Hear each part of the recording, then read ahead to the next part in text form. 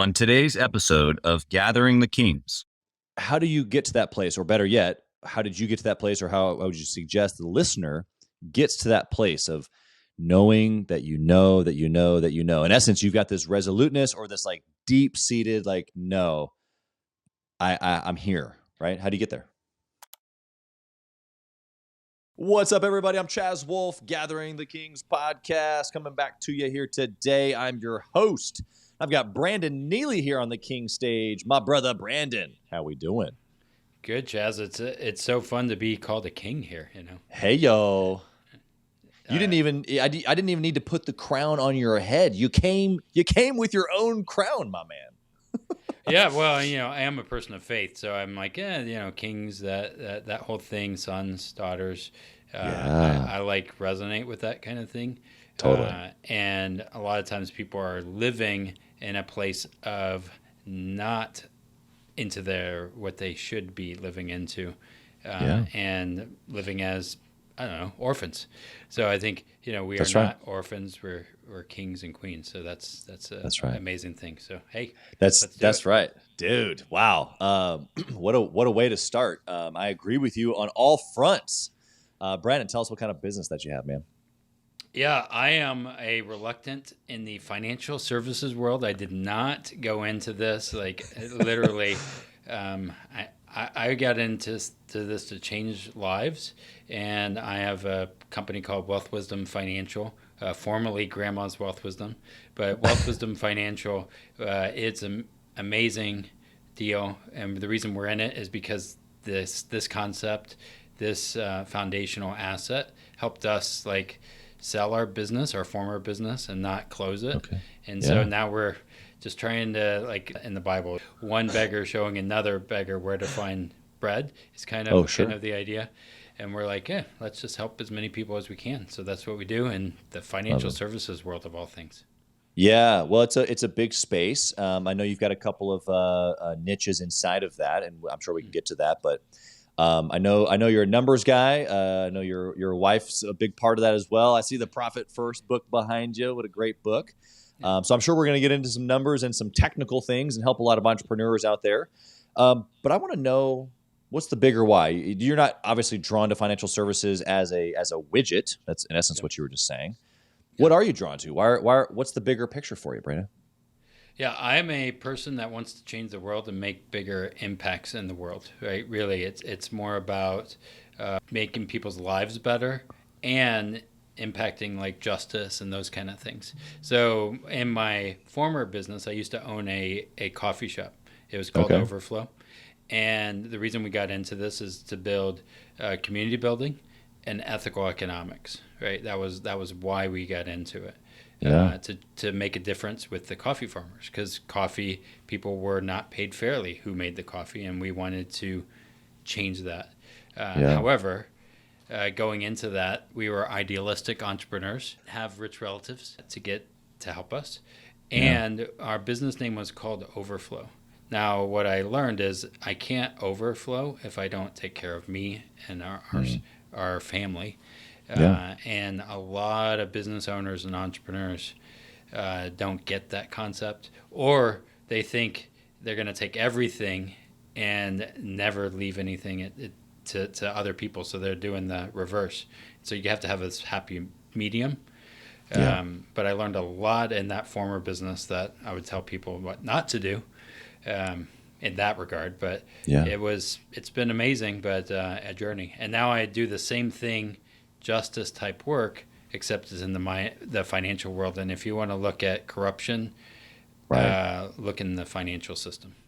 Yeah. Okay, so business owners listening right now, they're like, okay, I hear you. You want to change the world. You want to, eradicate, corruption in the financial space. Your little reach is, even as a successful business owner, is only so far. Mm-hmm. Why does that itch the deep place for you? From the other side of the world, it's like, oh, well, your reach is just so small in comparison to this big old pool, but yet it's still very real for you. Like, that was your answer. Like, no, I'm changing things. Yeah. Why is that still a thing for you? I think about like, again, I do a lot with life insurance, right? And it's one of the things with even just the part of life insurance, and I might go a little spiritual on this one, but it's one of the most spiritual products, financial products out there, because it's to protect widows and orphans, right? Yeah. Wow. Literally, that's what it's for, right? And so I don't know whenever I help a client how that's going to impact generations, right? Right. And a lot of times people's financial mindset is a systemic thing of culture or what their parents taught them or what their grandparents taught them, and it's reinforcing. And then, in our capitalistic world, we're told, go buy this, go do this, you deserve it. And oftentimes we're just spending money we don't have anyway.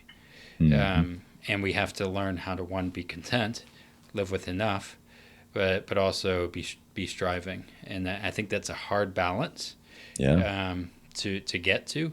But how do we figure that out? And that's, for me, it really comes down to, I could have a lot of money and be divorced.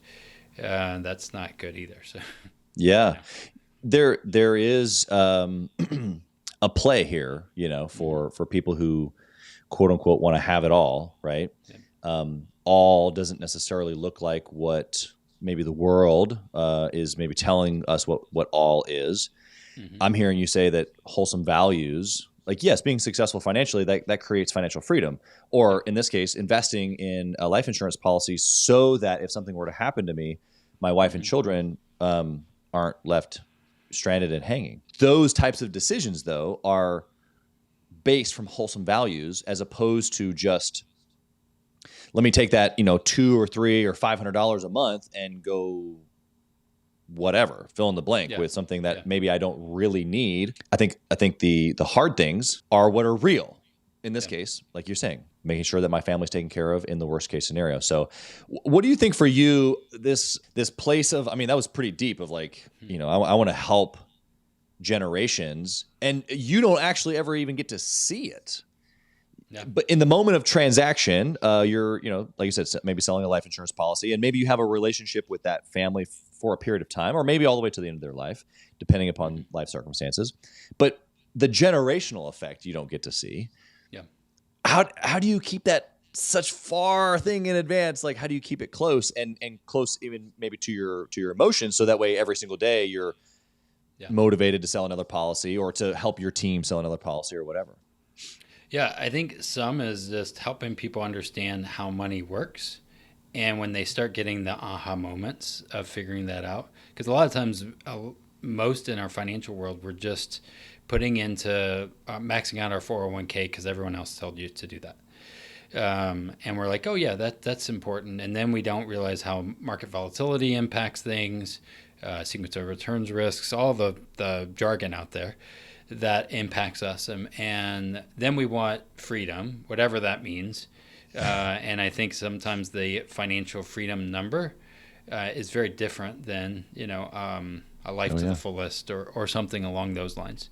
Right. Usually it's deeper than just, hey, I'm going to go sit on the beach somewhere. Because then you reach that number and then you're like, okay, now what?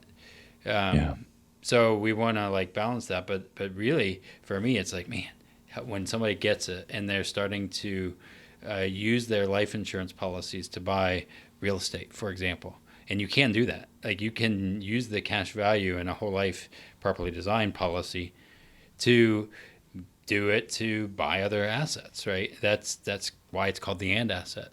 And just thinking about holistic and not just the family, but generationally. And honestly, the reason we're in this situation is because we've been thinking about ourselves, not about other people, for a long time. And that's why the world is kind of in a scary place, right? Yeah. And if somebody doesn't do something about it, that's the one thing I think about. If we say someone should do something about that, usually that's us. Yeah. Whether you just signed up. Whatever business it is. And then I think about like that was us in our coffee journey and in our journey here. When we say someone needs to do something about it, it's probably you. Yeah. No, that's a great reminder. of that moment when most people do nothing. They just like to complain, but action takers are different. And get cynical. That's right. That's right. And then I think there's a lot of what I call wantrepreneurs out there. Oh, yeah. They're the people who like, oh, I'm going to have a business plan. Eventually I'm going to write one. And they never actually do anything. And the real entrepreneurs are the ones who like have done stuff and they've had failures, right? Yeah. They've gotten punched in the mouth a couple times, kind of like what happened with my lip here. That's not happened, but that didn't happen. Those are things whenever you hear a real entrepreneur, they're like, yeah, and this happened and suck it up and move on. You just want to have less bruises. That's why I like the policies, is because they help me I can get back up faster, right? Yeah. Yeah. Okay. So we're talking about good decision-making already, which I love. So we're just going to go there. I'm going to get to your history here in a second. Give me a good decision that you've made in business, because really what I want is that juicy failure that you just kind of mentioned. But let's start with the good one first. What's the super practical decision that you've made in one of these businesses that has led to your success?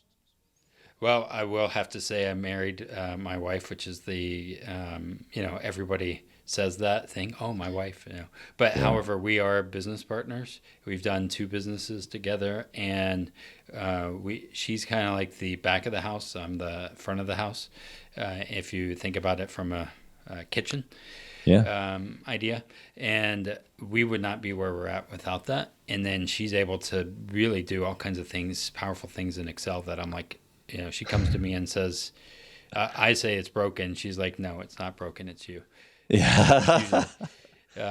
So I think that's one. But then one of our biggest accomplishments is just stepping out, right? Not just sitting there saying, we're slow to move, I think, but we move.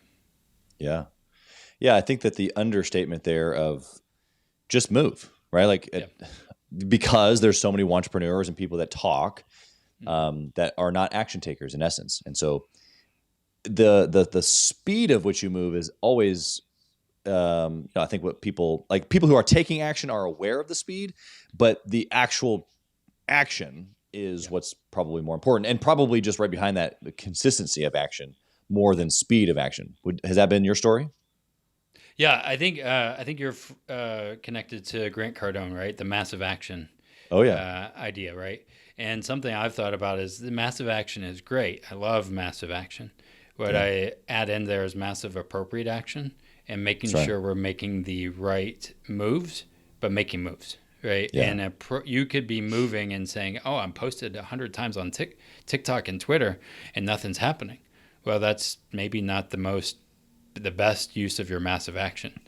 Yeah. Maybe you should do something else and track that. So I like to add that appropriate. I'm sure he wrote that somewhere, but yeah. Anyway, that's a good distinction, because you have a lot of young entrepreneurs, young in tenure, necessarily more than age, although age as well, where it's just like, I'm just going to go. Now there's learning in the go, right? Mm-hmm. Even though I'm running in the wrong direction. If I run fast in the wrong direction, I typically will find out that I'm running in the wrong direction sooner than if I'm going slow. But you're not talking about going slow. You're talking about being calculated. You're talking about, hey, we're going. Don't get me wrong. Let's make sure we pack our bag properly. Because anybody who owns a construction business, anytime you start a project without all the stuff, how many times do you go to Home Depot, or how many times you go back to your supplier, or how many times, that's just how it works if you're chasing your tail. And that's in essence what Brandon is telling you to do as a business owner. Don't just get started for the sake of getting started. Yes, there's value in that. Okay, I'm with you. But pretty quick, once you become the action taker, just right before you jump, just put a quick list together. In essence, right? Yeah, and that's a acronym that we've developed where, and I'll get into that in a little bit. But you have to set your sights. You need to stop for a minute, and this is again, be still. You have to stop and kind of think. There's a book called, I think, The Road Less Stupid, and he says, have some thinking time. Yeah. And I think a lot of people with our social media content and even us, we have to create content because you got to feed the machine, and not having enough time to just think. Yeah. I think that's important. Yeah. Yep, it's a great book. It's a great concept. And just to back what you're saying for the listener here, to kind of back up this point, I actually have 3 think times on my calendar each week. They're all for different purposes. But what Brandon's given to you guys is real. So if you've never heard of Think Time, I would highly recommend looking at Keith Cunningham and his book Road Less Stupid, and or other just resources of his. What about a bad decision, Brandon? Something that you've done, that was that big failure that's kind of given you the war scars of I'm a real entrepreneur, as you say. Oh, I think as you grow a business, especially a coffee shop, it's very labor intensive, and hiring people can be war stories. Also, when we started our business, our second year was like the worst that could happen. Like everything that could go wrong did, from miscarriage to my grandmother died. I had a appendix. I think our cat died that year. Wow. And people would come in and ask, how's things going? And nobody wants to hear at the coffee, oh yeah, life sucks. They don't want to hear that. Right. They want to hear, it's good, give me my coffee, and then move on. Yeah. And our marriage almost fell apart, but we had too much debt. And that was the second year of that business. And so I think about 3 things that really got us through. It was know that you're called to it, because it will suck. That year sucked a lot. And the second was have a team around you that care about you, not just your outcome. Yeah. Right? Care about your marriage, care about the other things, and then know your numbers. Those 3 things, most people, I've talked to business owners, yeah, but I don't like numbers. I'm like, yeah, you should. I'll just go make money. I'm like, no, make and keep is very important. Both. Yeah. Is that your question? I don't know. No, it's great. I mean, you gave several pieces there. I want to dissect your answers though. Knowing that if you're called to it, that it's going to be hard. How do you get to that place? Or better yet, how did you get to that place? Or how would you suggest the listener gets to that place of knowing that you know that you know that you know? In essence, you've got this resoluteness, or this deep-seated, no, I'm here, right? How do you get there? I think you have to be asking, this is part of the faith journey for us, is saying, okay, can I do this? And then, from a faith side, man, there was just so many things that happened that I was like, that's weird. That's a sign or something. Right. And we just kept stepping one step, and it just kind of led. And then you just happen, But then at the same time, I gave myself 5 years. I'm going to put everything on the table in this business, and it's okay to step away from it 5 years, but I don't want to just say, I'm going to kind of do it. Right. You got to know that I'm going to put everything in, and then also be okay to say, all right, I've done everything. It's not working. I need to pivot. Yeah. Yeah. That pivot, persistent kind of conversation, because sometimes it's one or the other. You either press through and keep going, or it's time to make something happen different. How do you know, if you're resolute about this is what I'm called to, as you said, but then you ended up selling that business. So what was the transition for you, right? Of I'm called to this, but for a period of time, or was it circumstantial? What does that look like?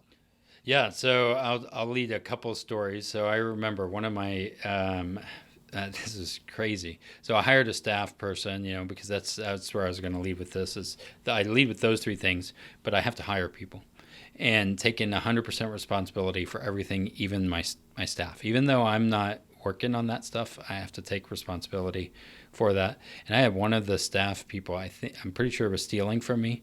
Grandma died 100 times, and different things. And I remember going to somebody, I was like, I think this place is killing me, right? And went to the hospital, and they were like, oh yeah, you have high anxiety. You need to take some of this. Stop drinking coffee. I'm like, that's not going to happen. I own a coffee shop. Yeah, that's not. And literally, I fired the girl, and my blood pressure went back to normal. Wow. Right, which is crazy to see that, but that was one thing. What happened within the end of our coffee shop years was we were on a year-to-year lease with the landlord, and we also had a flood in the business. So literally they were taking off the roof, and we had one of those freak storms that happened, and I got called by my staff. I went to the gym because, I learned to take care of myself, make sure we're doing all the right things. So we're at the gym doing the good quality time, probably listening to Keith Cunningham or somebody while on the treadmill. Get a call from my staff saying, it's probably Profit First actually, but listening to that, and then he calls, and I was like, I'm almost done with my run. I'll answer in 5 minutes. It's not that important. Then my wife is on the treadmill next to me, and they call her, and I was like, oh, this is serious. Yeah. So we answer, and he calls and says the store is falling apart. And I had heard the storm in the gym. Yeah. Right? And I'm like, oh, that sounds really bad. I hope the roof is good, because I was thinking about that. And we come in, and literally we come in, and the store is in a couple inches of water. Wow. And at that same time, and this leads into why we sold, we had a year-to-year lease. The store was literally underwater. And then a month later, we had found out that while we were treading through the water, we were expecting a child. Wow. We're like, all right, that's a lot of things. We cannot have a year-to-year lease. As a business owner, I can handle the pain, but as a responsible adult for somebody else, I need to change some things. So we decided to sell, and it was pre-COVID, which was an amazing, a great blessing. And we were able to sell it, not for a lot, but we were able to sell it because somebody kept asking me, what's your number? Yeah. And he would always come in, what's your number to sell? And I was like, yeah, he came on a day. I was like, what's your number? And then we sold it. And then afterwards, my wife's like, well, now that we're going to sell this thing, you got to go get a job. I was like, I'm not employable. Yeah. That's not going to work. So, but I knew I had to go get a job because, I'm going to have a child. Yeah. So my mentor, I kept sending my mentor clients, and he had a job posting. So I applied to work for him, and he said, no, you're too entrepreneurial. You'll probably break my system. I was like, thanks. But I thought I was going to be good at this, Right. And I did not know that a lot of people have a lot of opinions about money. I had no idea about that. All I knew was this changed my life. I was able to sell my business and not close my business because of this this product.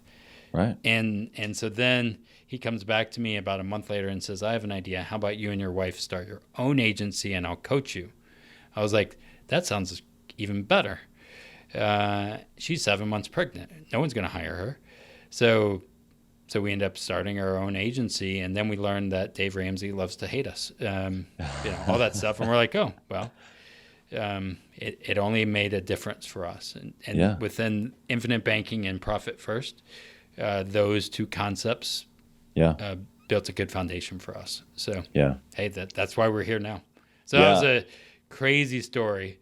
But you said you like stories. So. Yes. Well, that's how we learn. But I've never had a business underwater, but I had one of my edible arrangement stores that I owned many years ago. I had it in my mind actually as you were telling the story, and I was visualizing myself walking into, several inches of water.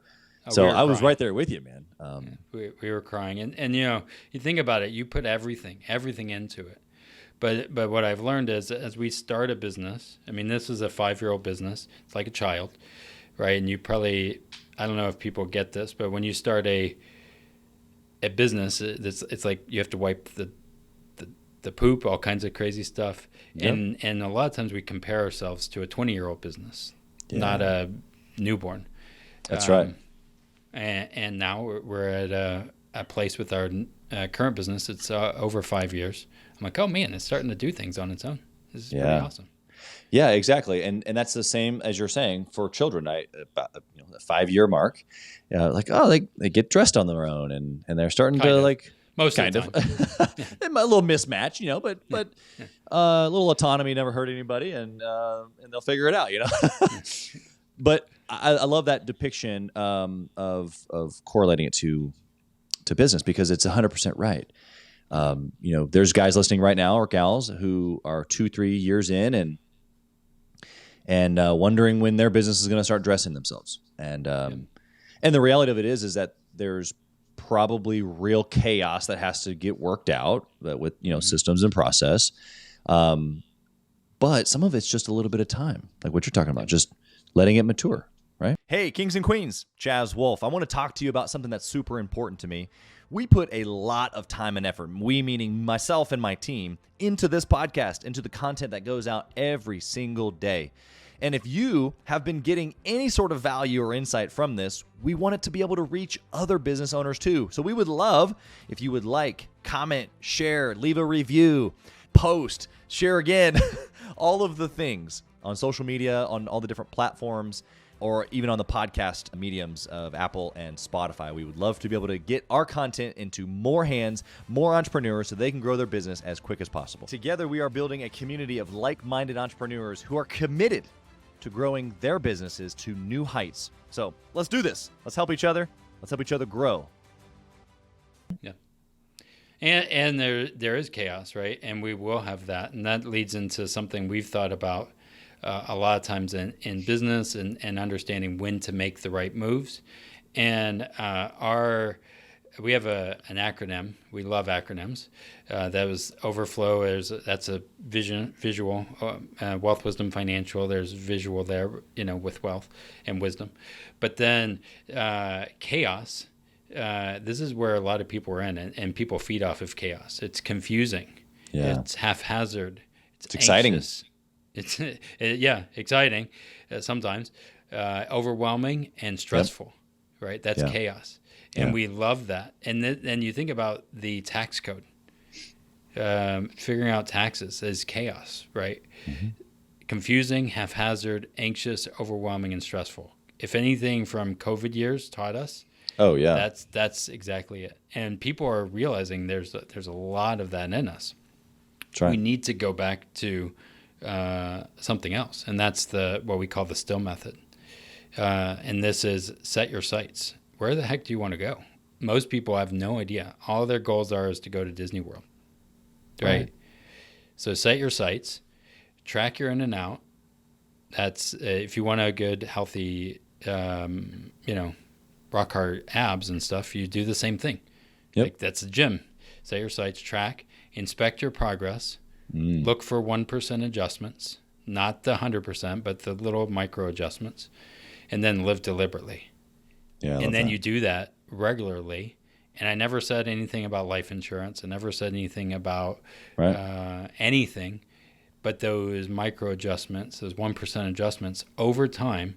If you again, going back to that running guy, if he's going in the wrong direction, massive action, but in the wrong direction, that can be a problem.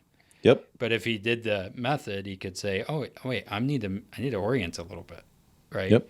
That's right. And rechange direction. Yeah. But anyway, we love the still method. We do this regularly and try and teach people. This is in our business. We have a community that we've developed, and that's our, inside of us. We're just not good at packaging it. That's for sure. We're definitely not good at the wrapping paper of sales. Yeah, we were talking about this, beforehand. Obviously, you have a great product, and so that's why you've been able to be successful. Sometimes things sell themselves, but not all the time, And so let's kind of go down that road a little bit, because I think that there's a worthwhile discussion for the listener. Brandon and I, before we hit the record button, we're talking about this idea of you have a present, which is your product, your offering, your service, and then the wrapping paper that goes on it, which is the marketing. And of course, your sales process is attached in between there. But a lot of times, I don't know if you guys feel this way as listeners. I feel this way for sure. You walk into a physical establishment, or if you're just online, either way, it's like you don't really know. Is this really what I'm getting, or is this a fake photo? Is this wrapping paper really shiny for a reason? Are they trying to cover up something? And so, really, what I think it's made me and maybe other people is cynical of going like, I'm a good person and I wouldn't put bad wrapping paper on a bad or good wrapping paper on a bad gift.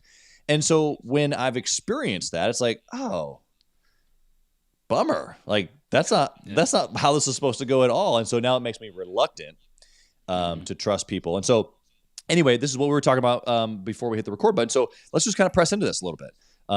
For financial services, it's like, like pretty dry from a perspective of like, really, we all know that we need it probably, but do we really want to go spend money on that? Well, not really, because it's not exciting. There's no shiny wrapping paper. Yeah. And so how are you navigating that, or how are you attempting maybe to put the shiny wrapping paper on such a not shiny decision? I think some is hiring people that can help you with that, that understand that and can help you become, a star, famous, if you will, in those places without compromising integrity. Yeah, that's big. Something I will not do. And I could go to Fiverr and get my YouTube subscribers up, and they're all fake in India. But then people will join my community because they're like, yeah, you're cool because you have all these people. I'm like, they're robots. Yep. I don't care. I'm not going to do that ever. And if that means my business is smaller because of that's okay. But I have things that I'm willing to die on for that. But at the same time, we are in a world of flashiness and fakeness, right? So playing with that, having a good website, it's still hard for us. Yeah. And then playing the games, right? Having good content, like putting out our podcast. We do that regularly. Is it easy? No. But then this is why people were drawn to the crypto craze and what's happening there, or the Bernie Madoffs, is they're trying to get the results without the effort. Right. Sometimes. Yep. And then things happen. We get the shovel and we're like, oh yeah. And you have to be aware when you're being sold something and you don't have to put any effort into it. This is part of in business. I think that honestly, the reason that most of them fail is because they're looking for a shortcut and there is none. Yeah. Right. Unfortunately. Yeah. To your shovel comment, people, us, you, me, the listener, we've all done it, where we've purchased that hole, right? Like I don't want the shovel. Just come dig the hole. That's the problem. And so even in sales and marketing, like that's, in order to sell the shovel, you don't sell the shovel, you sell the hole. Yep.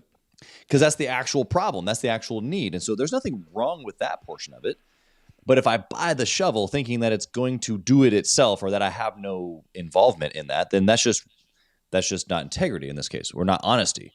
And so I think that's what we've identified a lot, and it's just kind of funny because the example that popped up in my mind online, of course, there's all the gurus and I've even had people, comment on ads that we've run and, even stuff that we've posted organically. There's like, scam this, scam that. I'm like, buddy, you don't even have a clue.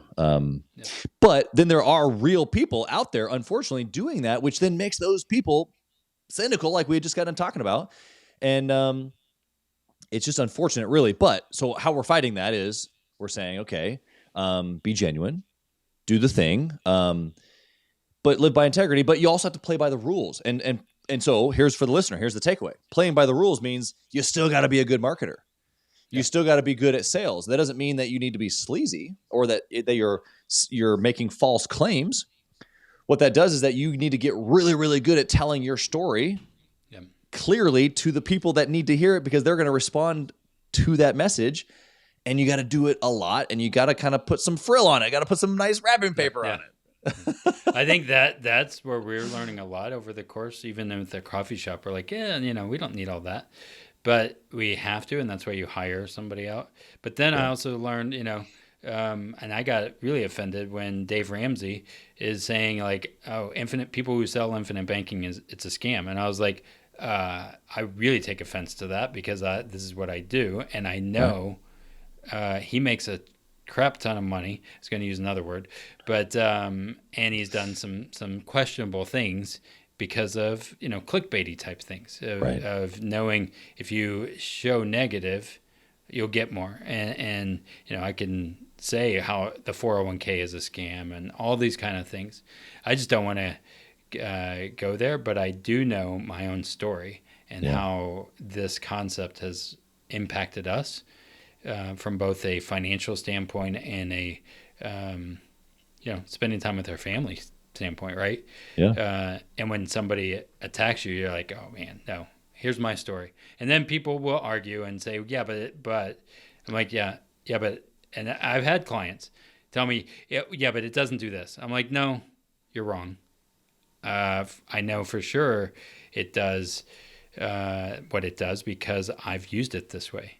Yeah, but I watched a TikTok video and this is what they said. I'm like, no, that is not what it does. You never went through the process, and there's a lot of haters out there, and that we're gonna have them as we're successful. Yeah. But the reality for me is like know who you are, and know how it's impacted you. Right? That's ultimately we need to have more ethics and integrity as we do our job. Brandon, I think I just heard you say that you wanted the thumbnail on this video to be 401k is a scam. I mean, I do have probably a thumbnail that said that, right? Good. That's funny. And sometimes I don't want to be on that. Oh yeah, 401k suck and all hater. Like I'm like, that's not healthy either as a person to say, these guys suck and this and I don't need an audience jack on Dave. I have a little bit, but not too much. But I was like, he's just trying to get some people in his video. If you look up infinite banking, you'll find him number one on that concept on YouTube, and it's wrong, like 100%, right? And I'm like,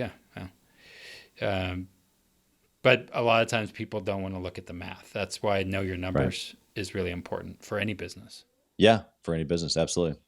What as we kind of transition here, what's a good business resource? I mean, you've mentioned Profit First a couple of times. You've mentioned the Still method already. Take this opportunity. Give us the most impactful thing, the most impactful business resource, book or method, whatever, that the listeners can go dive into and get some value from.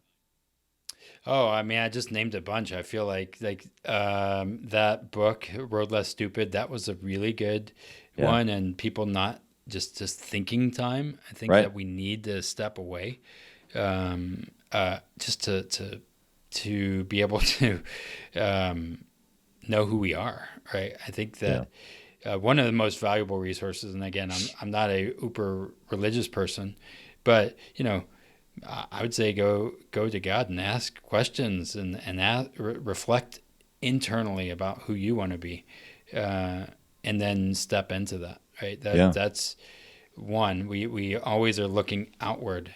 Maybe we need to be looking inward a little bit. That's huge. Personally, I think what's been the growth in. Well, I mean, tell us about that, because like you said, whether you're reading a book about thinking time and going and sitting strategically in a quiet place and thinking about certain questions or reflection, or you're reflecting, like you said, and asking God to enlighten certain areas or give you answers or give you wisdom or help you with certain things or help you with understanding, whatever the situation is. What does that do for us as an individual when we reflect on the internal as opposed to what's happening external? I think you start knowing more about what you want and who you really are, right? There's a Franciscan priest, Richard Rohr, I think. A lot of times what he says is that there's two halves of life, and we're building all the things on one side, and then we realize, oh, none of that stuff really matters, and we go into the end of life and say, oh, it's all about the relationships, the other stuff. Yeah. And I think that's wisdom. That's why our business is called Wealth Wisdom Financial. It's not about money, but money does help. Like, it does. If you can't feed your kids, there's that Maslow hierarchy of needs kind of thing. Right. There's business hierarchy of needs as well. We need to overcome that. But at realizing, where do I want to be? What kind of, even as I think about reverse engineering my life, I'm like, what? I have a 5-year-old, but what kind of grandparent do I want to be? Right. Do I want him to still like me when he's 25? Right. So I got to do those things now.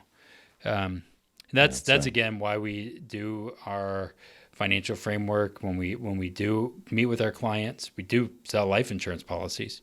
But I feel like whenever I do my financial analysis, I'm asking those questions, and people are like, "Whoa, no one's ever asked that before." And I'm like, the policy will help, but it's just a policy. It's just life insurance. You know what I mean? But what it can help you do, that's up to you. It's infinite. And so that's cool. Yeah. Well, I would say resource, go to our podcast. There you go. I'm gonna plug myself. Yeah. Wealth Wisdom Financial. My wife is really smart. She is a CFP. I have a background in running a crazy business with her. So Wealth Wisdom Financial, you can find our podcast, YouTube, look us up. We better be able to be found. And if we're not being found, there's still a lot of work to be done. Oh, sure. The website will change at some point, but it's all good, man. You'll find a lot there. Yeah, I appreciate that. I got a question for you about just family dynamic, because you've been open about just the partnership with your wife and being in a business, now multiple businesses. As entrepreneurs, I find that it's easy for us to go all in on things. We get excited, we get obsessed, and then there we go, right? And so my question is, how have you been able to obsess over your wife, your family, at the same kind of rate or intensity as the business? Especially since you've a few minutes ago mentioned that the thing that held you together was your massive debt, which was obviously not that's not the greatest place to be in a marriage. And so, what have you done maybe since then that's been super helpful? Yeah, I think have you ever heard of the jar with the rock analogies? Oh yes, yeah. Right. Uh-huh. So when I told you, second year of our marriage, everything was happening. We were going wrong, and all kinds of crazy stuff. What we did to overcome that was we were putting everything into the business. We were running on like no money, steam. But what we made a priority was putting date night on the calendar. And we've done date night every week since, even with the 5-year-old, right? But we've done date night where we don't talk about work. We can't. We even, she yells at me all the time because I bring it up. But we put that on the calendar. Yeah. Right? The things that you want to accomplish, this is the financial still. We have the still framework that we're doing, and we're writing a book, right? Well, guess what we had to do? We had to put time to do those things. Yeah. Because if you don't put those times in place, they will, everybody else will have a plan. They'll have a plan for your money. They'll have a plan for your time. That's right. So put those big rocks in place. If you value your marriage, then show that you value by, putting those date nights in place. And I see this all the time, and they're like, yeah, but I just don't have time for that. I'm like, no, you do. We make time for what's important. Exactly. And then on Sundays, we don't do work. We have a mantra, family adventure day. We go out, we do adventures. And I'm also a caretaker of my mother-in-law. So those things are important. But putting those big rocks in place and then filling it with the sand and the water, not last. Yeah, it's good. It's good. It's something that we've heard, but it's good to hear again. And even the way that you establish that format, this first and then this, really matters. I love the Adventure Day title as well.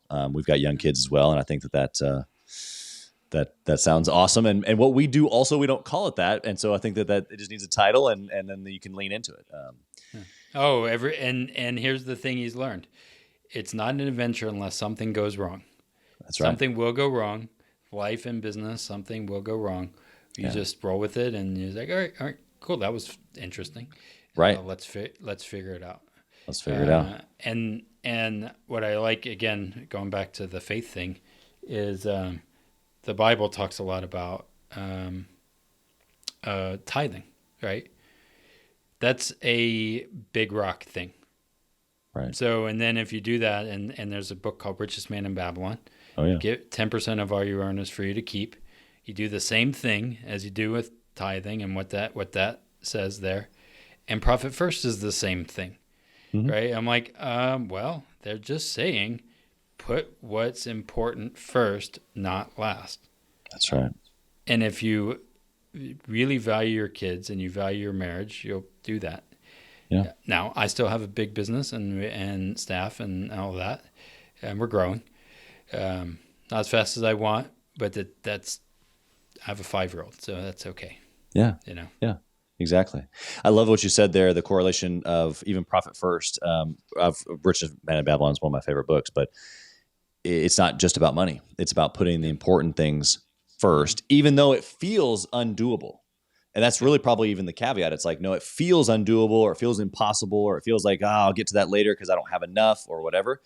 The philosophy of tithing, the philosophy or method of Profit First, or First Man, or Richest Man in Babylon, all those are no. It doesn't. The circumstances do not matter. Yeah, it doesn't. Do this first. And again, going back to the still method, make 1% adjustments. Right. You don't start with, I want to be like Grant Cardone and have a giant plane, right? Maybe that's good for you, maybe not. I don't know. Yeah. But he didn't just get there. He probably made things progress along the way. Yeah. Right. All of those kind of things. I don't know. Yeah, it's so true. I'm just one guy trying to figure it out. So I love that. I got one last question here for you, Brandon. I want to know, if you had the opportunity, reach back into time and whisper in your younger self, your younger ear, what would you tell that guy? Oh, I would say one is do those things. I used to be in the Marine Corps and the music industry and all kinds of crazy stuff that I didn't even get to. But and I don't think my younger self would listen, but none of it, that's usually how it works. Yeah, but exactly. Understand the principles of the first and start saving. Put into a life insurance, properly designed life insurance policy right now. Because if I did that at age 20, I'd be in a lot better place. Have multiple real estate properties, not just 2 or 3. Right. So there you go. And use your money. Don't do what the banks tell you to do. Do what the banks do. So I'd tell my younger self, reflect on that. Yeah. It's an interesting concept. Do what the banks do, not what they tell you to do. Brandon, how can the listener find you? Number one, if they are interested in this concept, Profit First, or this infinite banking thing that you mentioned several times, how can they find you? Or if they're just an entrepreneur, they want to know how you've grown your businesses, how you made it through the up and down, how can they find you? Yeah, if you go to wealthwisdomfp.com, F as in financial, P as in partners.com/Brandon, there's a link. You can schedule an intro call with me. Really easy. Wealthwisdomfp.com. And then our website, we have, a community site there. We have all kinds of stuff. So if you look up Wealth Wisdom FP or Wealth Wisdom Financial, you better be able to find me or my amazing wife. There you go. Or both of us. There you go. Well, we appreciate you giving us all that information. We'll make it easy for folks listening to be able to find you guys as well and partner with you in that. But this has been a fun conversation and thought-provoking. I hope for the listeners to be able to really do some of those things that we know that we need to be doing, that we've heard probably on other podcasts before, but here's your sign. Do the important things first, like Brandon has taught you here today. Just schedule it. Make it work. Brandon, thank you for being here. Blessings to your family and to your business and all that you put your hand to in 23. Thanks, brother. Awesome. Thanks. Thank you for listening to Gathering the Kings today. I hope that you were able to pull out a few nuggets to go apply into your business right away. More importantly, though, I hope that you're realizing that it takes more to be successful than just being by yourself, doing it all on your own, carrying the weight all by yourself. What I have realized, not only in my own journey from multiple businesses and multiple different industries, and now interviewing over 200 or 300 other very successful 7, 8, and 9-figure business owners, is that it's tough to do it alone. And so Gathering the Kings exists to bring together successful entrepreneurs. In fact, we are putting together 1,000 kings, specifically who are grateful but not done. We're intentionally assembling kings who fight tooth and nail for their business, family, and communities. And here's what we believe, that in the pursuit of excellence in those areas, that it ignites within us the responsibility to govern power and forge a lasting legacy. So if that relates and resonates with you, and you know that you need people around you, sharp, qualified, other very successful business owners, I want you to go to gatheringthekings.com. I want you to take a look at what we're doing and see if it makes sense for you to be part of our pursuit to 1,000 kings. Talk soon.